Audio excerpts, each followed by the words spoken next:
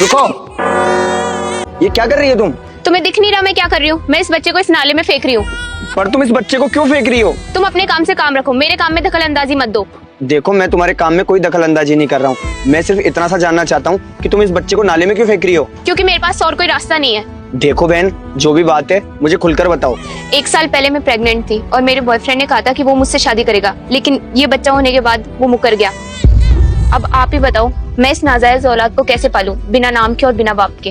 और इस बच्चे के साथ में ये समाज मुझे जीने नहीं देगा और बस यही कारण है इस बच्चे को फेंकने का। मैं इसे अपना नहीं सकती। देखो, अगर तुम्हें कोई ऐतराज ना हो तो इस बच्चे को मैं पाल सकता हूँ। तुम इस बच्चे का क्या करोगे?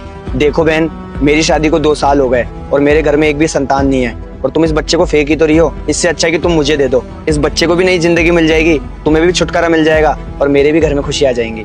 प्लीज बहन, इस बच्चे को मुझे दे दो। ठीक है भैया। आपका बहुत बहुत धन्यवाद बहन। मैं इस बच्चे का अच्छे से ध्यान रखूंगा।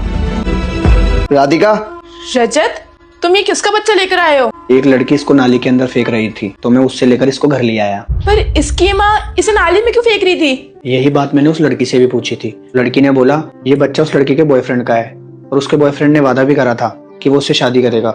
जैसे ही बच्चा हुआ वो मुकर गया कि मैं तुझसे शादी नहीं कर सकता।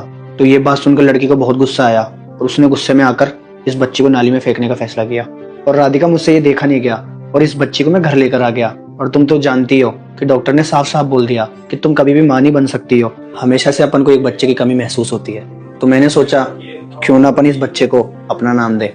तुमने ये एकदम सही किया। आज से अपने घर में रहेगी और अपन इसकी परवरिश करेंगे। हेलो सर, कल आप हमारी कंपनी में इंटरव्यू के लिए आए थे? जी सर, तो आपका सिलेक्शन हो चुका है और कल से आप ज्वाइन कर सकते हैं और आज शाम तक आपके पास ज्वाइनिंग लेटर पहुंच जाएगा और कल ही आप हमसे सैलरी की बात कर लीजिएगा। जी, मैं कल से ज्वाइन कर लूंगा। Okay sir. रजत, क्या हो गया? तुम इतने खुश कैसे हो? रुक जा बेटा, मैं देवों के देव महादेव हूँ। मेरा वीडियो को लाइक सब्सक्राइब कर दो। 5 दिन के अंदर खुशखबरी मिलेगा और कमेंट में हर हर महादेव लिख दो। देखा राधिका, मैंने बोला था ना कि बच्ची अपना सौभाग्य साथ लेकर आई है। आज ही मैं इंटरव्यू देने गया था और आज ही मेरी नौकरी लग गई। इसके कदम अपने घर में बहुत शुभ है। रजत, तुमने ये बात ना एकदम सही कही थी कि बच्चे अपने सौभाग्य साथ लेके आती है। देखो इसके कदम कितने शुभ है। यहाँ घर में आते कितनी बड़ी खुशखबरी आ गई, तुम्हारी नौकरी लग गई। इससे अच्छी बात और क्या हो सकती है? अब इसका ध्यान ना बहुत अच्छे से करेंगे, इसका पालन पोषण भी बहुत अच्छे से होगा, पढ़ाएंगे लिखाएंगे और एक अच्छे स्कूल में डालेंगे। राधिका, इसको भूख लग रही होगी, एक काम करो, इसकी पेट भराई कर दो। हाँ,